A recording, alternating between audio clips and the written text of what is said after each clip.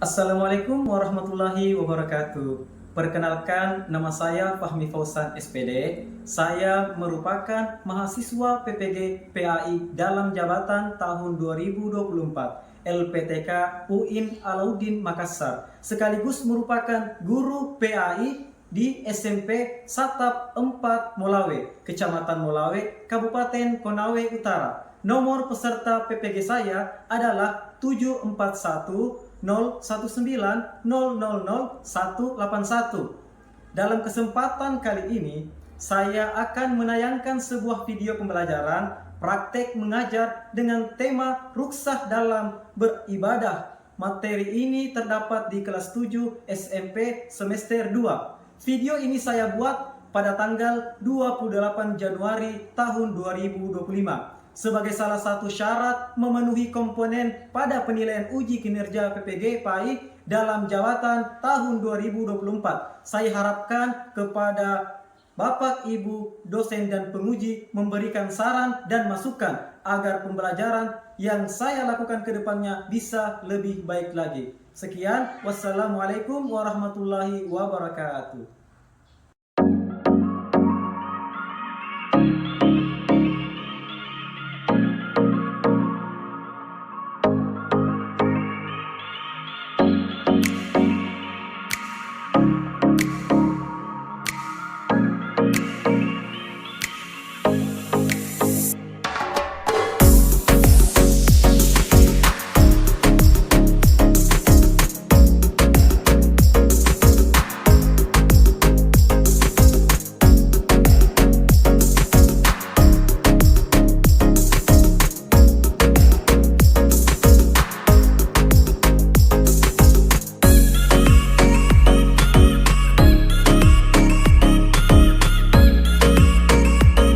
Assalamualaikum warahmatullahi wabarakatuh. Waalaikumsalam warahmatullahi wabarakatuh. Duduk siap. 1, 2, 3.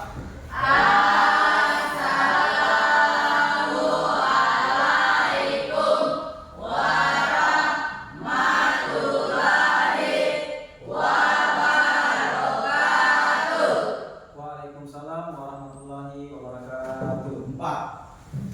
Sebelum kita belajar, marilah kita berdoa bersama. Doa dulu.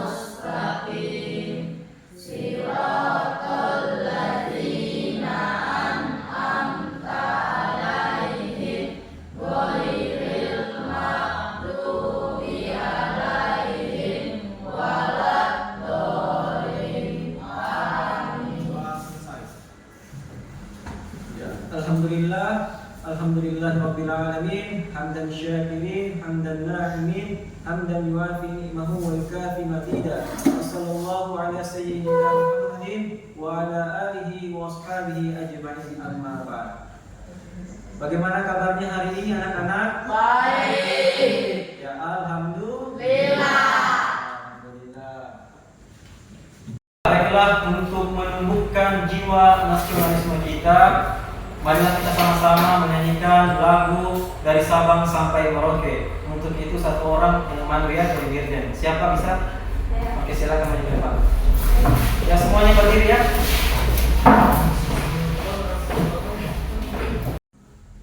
Dari Sabang sampai Merauke, ya. Dari Sabang sampai Merauke, berdada pulau-pulau, sambung menyatu.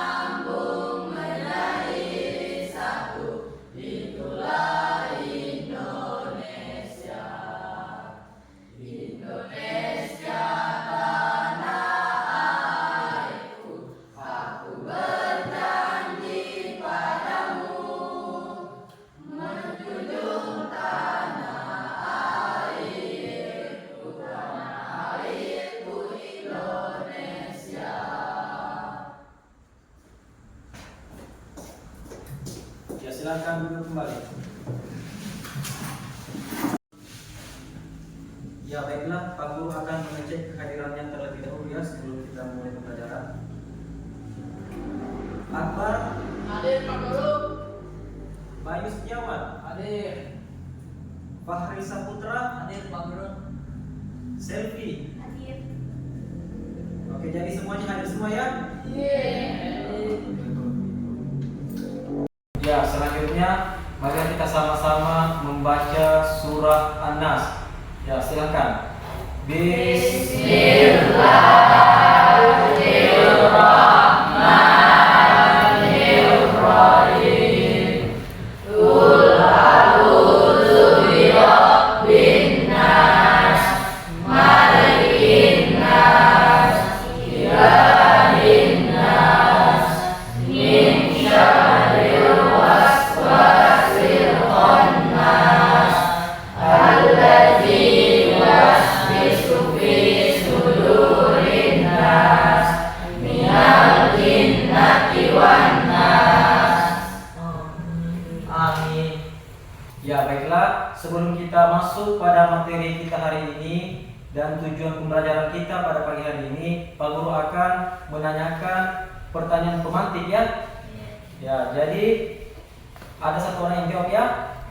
Mengapa Islam memberikan keringanan seperti menjamak dan mengkasar sholat bagi musafir? Ada yang bisa jawab? Saya. Ya. Islam memberikan keringanan seperti menjamak dan mengkasar sholat bagi musafir untuk mempermudah umat dalam menjalankan ibadah, menjaga konsistensi dalam kewajiban, dan menunjukkan bahwa syariat Islam tidak dimaksudkan untuk memberatkan manusia. Ya, itulah tadi jawaban dari mengapa Islam memberikan keringanan bagi seseorang yang menjamak dan mengkasar sholat bagi musafir ya.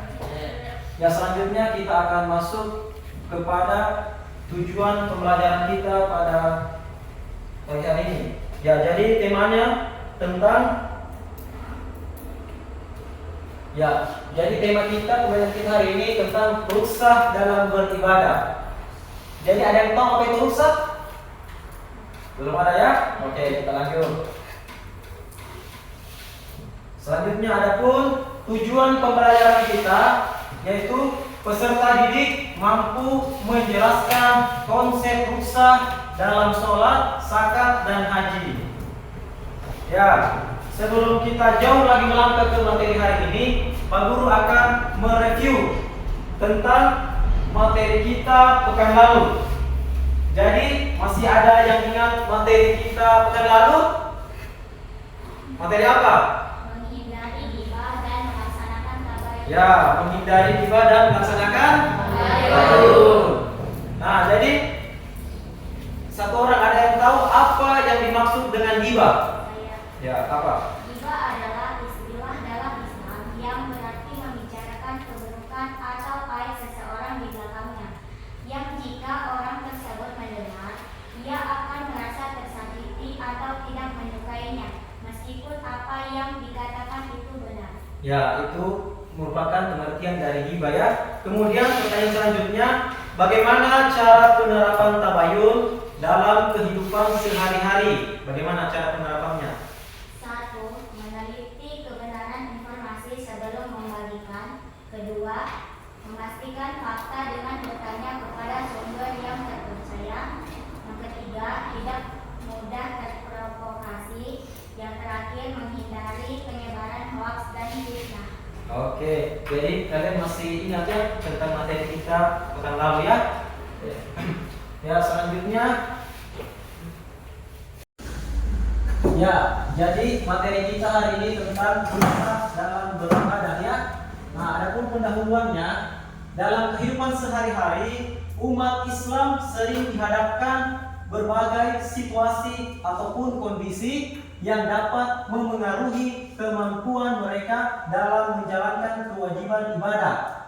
Ya, Islam sebagai agama yang penuh rahmat memberikan keringanan. Ya, jadi ruksah itu adalah keringanan ya, untuk meringankan beban umatnya tanpa mengabaikan esensi ibadah itu sendiri. Ya. Nah, selanjutnya apa sebenarnya itu ruksa ya? Ya, ruksa secara bahasa berarti keringanan atau kemudahan. Dalam istilah fikih, ruksa adalah keringanan hukum yang diberikan oleh syariat kepada umat Islam dalam kondisi tertentu sehingga kewajiban dapat dijalankan dengan cara yang lebih mudah ataupun ditangguhkan. Nah, ya, adapun dalil-dalil tentang ruksa yang dimana terdapat di dalam Al-Quran, yaitu Quran Surah Al-Baqarah ayat 286 yang berbunyi, A'udzubillahi minasyaitonirrajim, Bismillahirrahmanirrahim, La yukallifullahu nafsan illa wus'aha, laha ma kasabat wa 'alaiha ma kasabat. Yang artinya, Allah tidak membebani seseorang melainkan sesuai dengan kesanggupannya, dan dia mendapat pahala dari kebajikan yang dikerjakannya, dan dia mendapat siksa dari kejahatan yang diperbuatnya. Quran Surah Al-Baqarah ayat 286. Nah, adapun hadis Nabi, Rasulullah SAW bersabda, sesungguhnya agama ini mudah dan tidaklah seseorang mempersulit agama kecuali dia akan dikalahkan oleh agama itu sendiri. Hadis riwayat Bukhari dan Muslim.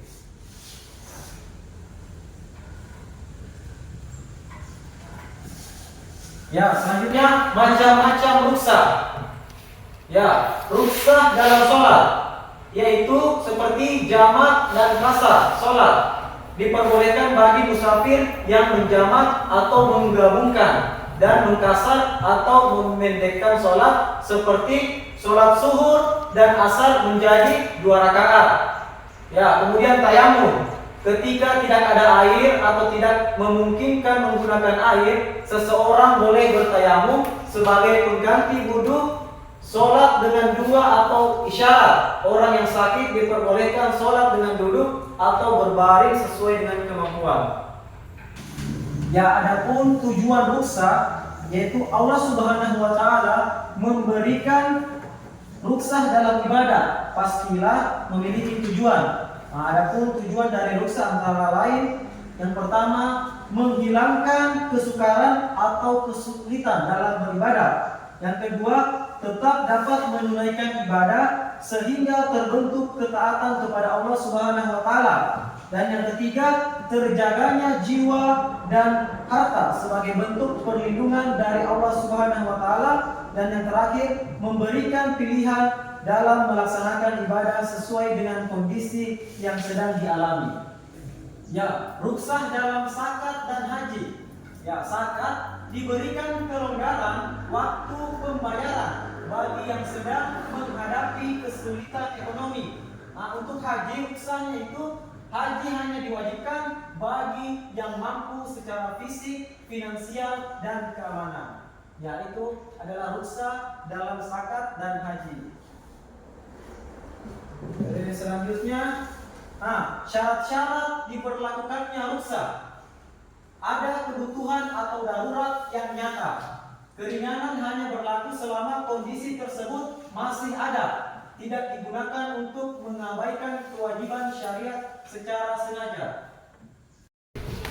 Ya, sampai di sini apakah ada pertanyaan? Ya. Oke. Masih semangat?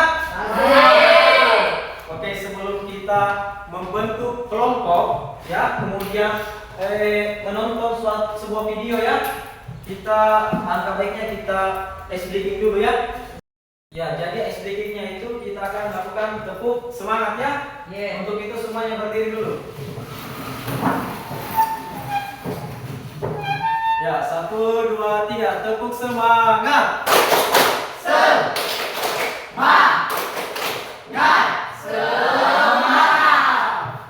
Oke, masih semangat, ya? Ya, silakan dulu. Dan kita akan membentuk 3 kelompok, ya.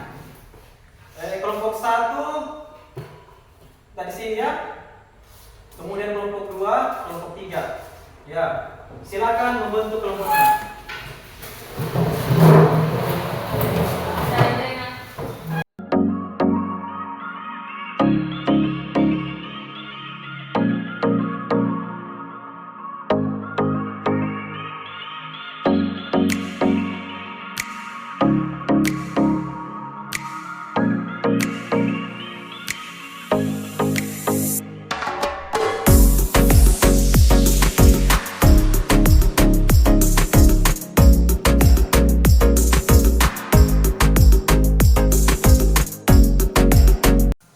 Ya, kelompoknya sudah siap? Sudah. Oke. Silakan sebentar videonya kalian simak setiap kelompok. Kemudian kalian merembuk mencari suatu problem masalah dalam video tersebut dalam kehidupan nyata ya. Setelah kalian membuat problem masalah, kalian bersama-sama mencari solusinya ya. Oke. Silakan disimak videonya sama-sama.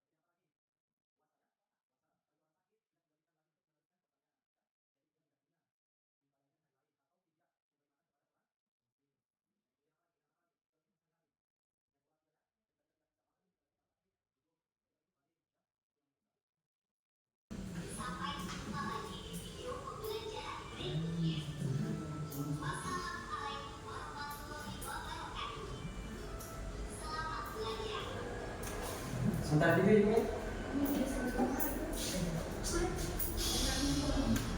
Ya, bagaimana anak-anakku sudah diperhatikan? Sudah disimak? Ya. Jadi kita akan sama-sama masing-masing kelompok untuk merembuk ya. Sama-sama saling berdiskusi ya mencari persoalan di dalam kehidupan nyata setelah menyimak video tersebut. Kemudian sama-sama lagi kelompok mencari jawabannya dari masalah kalian. Oke, Pak Guru akan membagikan LKPD ya. Ya, sebelum Pak Guru membagikan LKPD-nya, Pak Guru akan menjelaskan terlebih dahulu ya. Ya, jadi di sini kelompok, tulis kelompok masing-masing ya. Kelompok 1, 2, 3. Kemudian di kolom pertama ini kalian isi tentang problem ya, problem atau masalah. Yang di kertas putih di kolom di bawah adalah jawaban dari problemnya kalian ya. Ya, setelah kalian mengerjakan semuanya, masing-masing kelompok mempresentasikan di tempatnya masing-masing ya satu orang ya. Ya, setelah itu kita akan melempar lagi. Kelompok 1 membuat permasalahan, kemudian dia bertanya di kelompok mana. Dan kelompok itu tersebut siap-siap untuk menjawab permasalahan dari kelompok 1 ya. Oke. Saya akan bagikan LKPD-nya, silakan.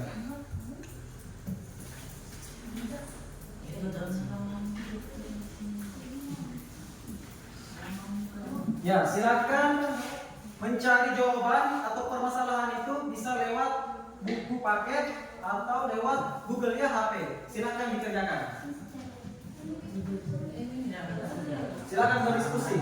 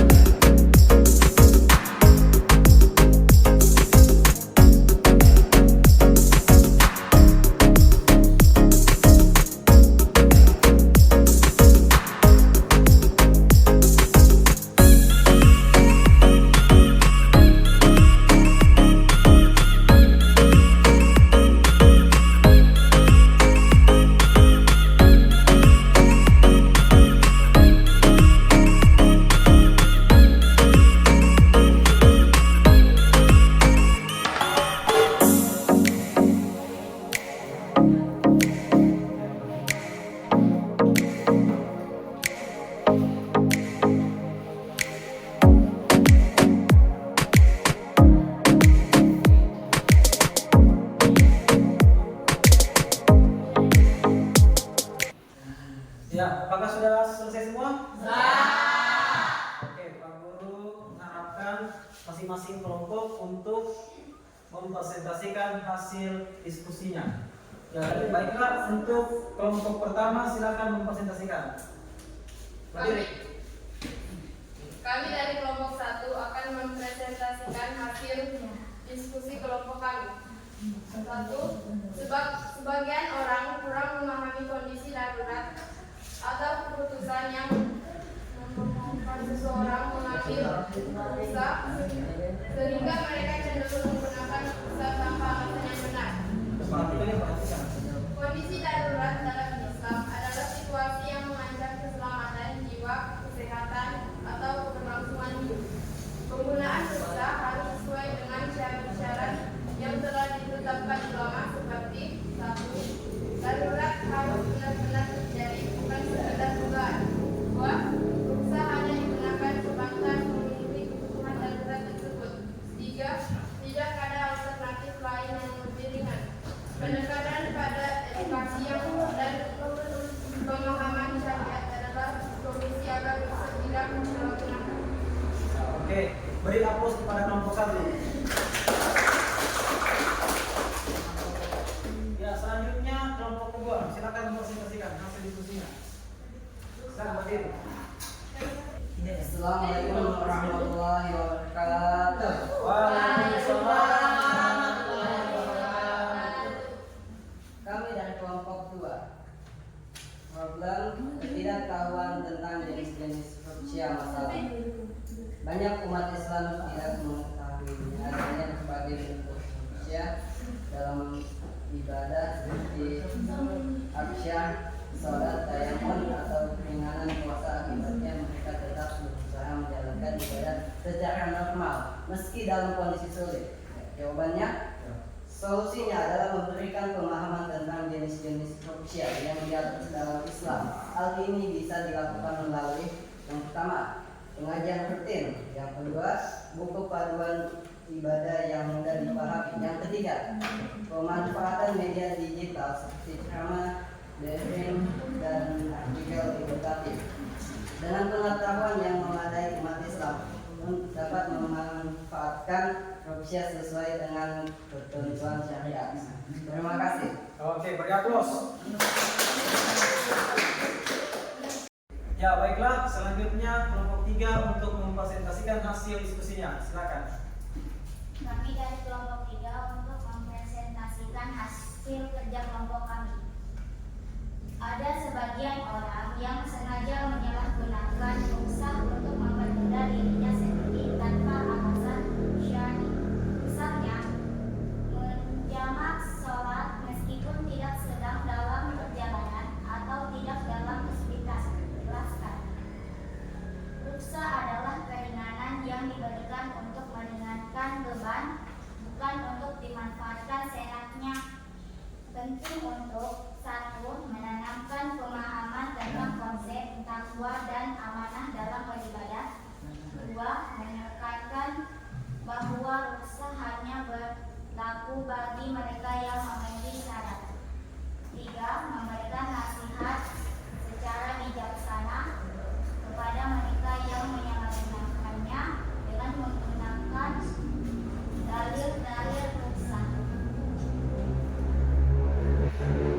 Oke, itulah tadi presentasi dari kelompok 3. Beri aplaus. Ya, sesi selanjutnya kita akan melempar permasalahan ke kelompok lainnya, dan kelompok lain siap-siap memberikan jawaban atas pertanyaan dari kelompok yang bertanya. Ya, apakah ada kelompok yang ingin bertanya? Ya, kelompok 2. Mau bertanya di kelompok mana? Kelompok 1. Oke, silakan berdiri. Assalamualaikum warahmatullahi wabarakatuh. Waalaikumsalam warahmatullahi wabarakatuh. Kami dari kelompok 2 akan menanyakan kepada kelompok 1 tentang permasalahan dari kelompok kami. Sebagian orang bingung kapan ruksia berlaku. Misalnya, apakah mustahil harus memenuhi yang tertentu untuk boleh menjamak sholat, atau apakah sakit ringan sudah cukup untuk tidak berpuasa. Terima kasih. Oke, silakan dulu. Ya, itulah tadi pertanyaan dari kelompok 2. Saya persilakan kepada kelompok 1 untuk mencari jawabannya baik itu di buku paket maupun di Google. Silakan dikerjakan kelompok 1. Sebentar dijawab ya pertanyaannya. Bisa kerja. Oke, jawabannya. Satu.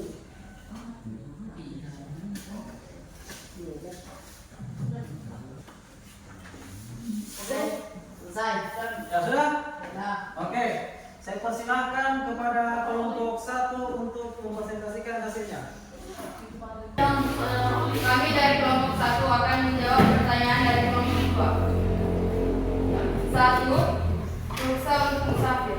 Berdasarkan ulama, perjalanan sejauh 80 sampai 90 km memungkinkan seseorang menjamak dengan mengkasar sholat. Namun, ruksa ini juga tergantung pada adat dan kondisi setiap individu. 2. Ruksa untuk orang sakit. Tidak semua sakit membolehkan meninggalkan puasa. Hanya sakit yang menyebabkan kesulitan berat seperti mengancam kesehatan yang termasuk kategori ini. Oke, beri aplaus. Ya, baiklah, itulah tadi presentasi dari masing-masing kelompoknya. Ya, Pak Guru rasa semuanya sudah bagus sekali ya penampilannya untuk hari ini ya tentang materi ruksa dalam beribadah. Ya, jadi Pak Guru harapkan pada materi hari ini peserta didik sudah paham ya materi hari ini atau masih ada yang perlu dipertanyakan? Bapak Guru, Ya, apa itu pertanyaannya? bagaimana cara membedakan penggunaan ruksa yang benar dengan penyalahgunaannya? Ya, penggunaan ruksah yang benar dan penyalahgunaannya itu yang pertama itu adanya alasan syar'i, ya. Kemudian itu adanya kondisi darurat yang nyata. Dan ketiga sebatas kebutuhan. Kemudian tidak menghilangkan esensi beribadah. Nah, sudah jelas? Sudah. Oke, sudah jelas ya. Jadi untuk materi hari ini saya rasa sudah kelar ya. Saya meminta kepada satu orang peserta didik untuk menyimpulkan materi kita hari ini. Siapa yang bisa? Oke, silakan menyimpulkan. Ruksa dalam ibadah adalah bentuk kasih sayang Allah Subhanahu wa Ta'ala kepada hambanya agar tetap dapat melaksanakan kewajiban meskipun dalam kondisi sulit. Dengan memahami dan menerapkan ruksa sesuai syariat, seorang muslim dapat menjaga konsistensi ibadah, menghargai kemudahan yang diberikan, dan semakin mendekatkan diri kepada Allah Subhanahu wa Ta'ala. Penting untuk memahami batasan ruksa agar tidak disalahgunakan, sehingga ibadah tetap dilakukan dengan penuh tanggung jawab dan ketakwaan. Ya, itulah tadi kesimpulan dari teman kita ya. Oke, sudah jelas ya. Jadi Pak Guru akan memberikan tambahan mengenai materi kita hari ini yang menyimpulkan. Ya, jadi itu ruksa adalah bukti cinta kasih sayang Allah kepada hambanya ya, bahwa dalam agama Islam ini sebenarnya tidak ada kesulitan bagi orang yang beragama ya, tapi tidak juga sewenang-wenang kita memudahkan dalam melaksanakan kewajiban kita dalam beribadah ya. Nah, jadi ruksa itu ada banyak macam-macamnya ya dalam beribadah seperti sholat. Sholat ketika penggunaan ruksa itu terjadi ketika kita sakit ya, sakit. Jadi kita bisa melakukan sholat dengan cara duduk ya. Kalau tidak bisa duduk, kita lakukan dengan cara berbaring ya. Nah, itu namanya ruksa. Kalau tidak bisa berbaring, bungkus, bawa dikubur. Oke. Ya, selanjutnya ruksa dalam bersuci. Ya, contohnya seperti ketika tidak ada air ya. Jadi bisa kita melakukan tayamum ya. Jadi ruksa di sini adalah bertayamum. Tayamum dilakukan ketika tidak ada air sama sekali. Nah, kemudian dalam perkara apa lagi kira-kira? Musafir, perjalanan jauh ya. Jadi ketika kita melakukan perjalanan jauh, maka kita bisa mengambil ruksa, yaitu dengan mengqada sholat atau mengkasar sholat. Ya, sholat selanjutnya dalam hal ibadah zakat. Ya, zakat. Zakat kita diberikan keringanan untuk diberikan kelonggaran waktu untuk membayar zakat. Ya, kalau haji kita diberikan ruksa, yaitu melaksanakan haji ketika kita mampu, ya, bagian mampu, ya. Oke, jadi saya rasa peserta didik semuanya sudah paham, ya. Oke, terima kasih. Sebelum kita menutup pembelajaran kita hari ini, Pak Guru akan mengevaluasi atau ingin mengetahui pemahaman kalian hari ini, ya. Jadi Pak Guru akan memberikan soal. Silakan ditulisnya, dikerjakan.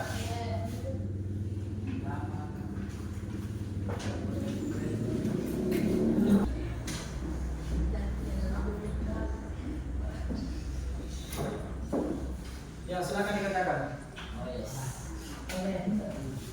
Saya video saya terus. Apakah sudah selesai? Oke, silakan dikumpul.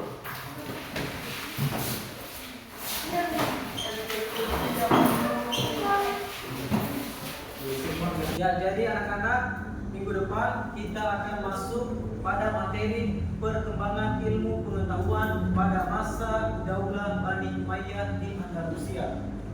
Ya, mungkin cukup sekian pembelajaran kita pada siang hari ini. Jika ada kata yang salah, itu datangnya dari Pak Guru, ya. Jika ada kata-kata yang benar, itu datangnya dari Allah Subhanahu wa Ta'ala. Ya, saya minta kepada satu orang memimpin doa untuk pulang. Silakan. Satu orang, siapa? Nah.